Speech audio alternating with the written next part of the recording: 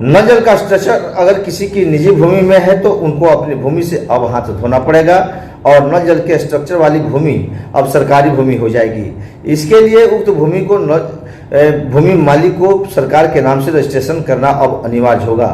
नल जल योजना में स्ट्रक्चर वाले भूभाग के स्वामित्व का बखेड़ा अब समाप्त होने वाला है। इसके लिए रामगढ़वा अंचलाधिकारी को चिन्हित करना है कि नल जल का स्ट्रक्चर निजी जमीन में है अथवा सार्वजनिक भूमि पर।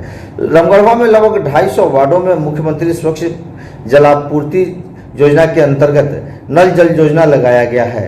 यह कार्य लगभग 12 वर्षों में पूरा किया गया।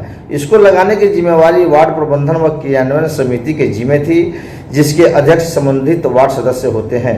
नल जल योजना लगाने की शुरुआत से लेकर और समाप्ति तक यह योजना विवादों के घेरे में रहा। वजह एक नहीं अनेक हैं। वार्ड सदस्यों ने स्ट्रक्चर को अपनी निजी भूमि में अनुरक्षक बनने की लालच में लगवाया।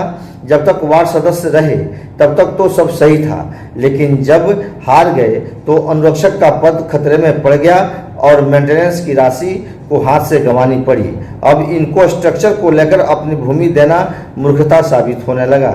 इस प्रकार के विवाद में कई नल जल योजना के स्ट्रक्चर में ताले लगे हुए हैं और यह विवादित हो चुका है।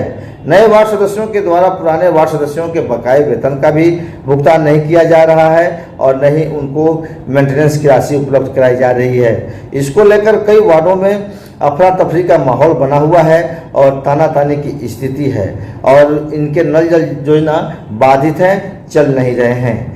बता दें कि रामगढ़वा प्रखंड अंतर्गत कुल नल जल के स्ट्रक्चर में सार्वजनिक भूमि पर 70 से ज़्यादा स्ट्रक्चर का निर्माण नहीं किया गया होगा। बाकी लगभग 250 स्ट्रक्चर किसी न किसी के निजी भूमि में ही है और यह इसलिए लगाया गया ताकि इनको इसमें अनुरक्षक पद की नौकरी की लालच थी। तत्कालीन प्रखंड विकास पदाधिकारियों ने भी इन लोगों को बताया होगा कि स्ट्रक्चर के लिए भूमि देने के बाद इसमें अनुरक्षक की नौकरी पक्की हो जाएगी और आप जानते ही हैं कि आजकल सरकारी नौकरी के लिए कितने पापड़ बेलने पड़ते हैं और मात्र 2 धुर जमीन देने पर एक नौकरी पक्की हो जाती है, तो इसके लिए कौन नहीं दे देगा। इसी के लालच में कई वार्ड सदस्यों ने अपनी निजी भूमि दे दी, लेकिन जब हार गए तो न तो अनुरक्षक रह गए और न ही इनको किसी भी प्रकार का जो बकाया भत्ता है उसका भुगतान हो रहा है। इसको लेकर प्रतिदिन कोई न कोई विवाद खड़ा हो रहा है। पर वर्तमान में नए प्रखंड विकास पदाधिकारी को समस्या झेलनी पड़ रही है और इनके द्वारा इनकी समस्याओं के समाधान की दिशा में कार्यवाही भी की जा रही है, लेकिन देखिए कब तक यह समाप्त हो सकेगा।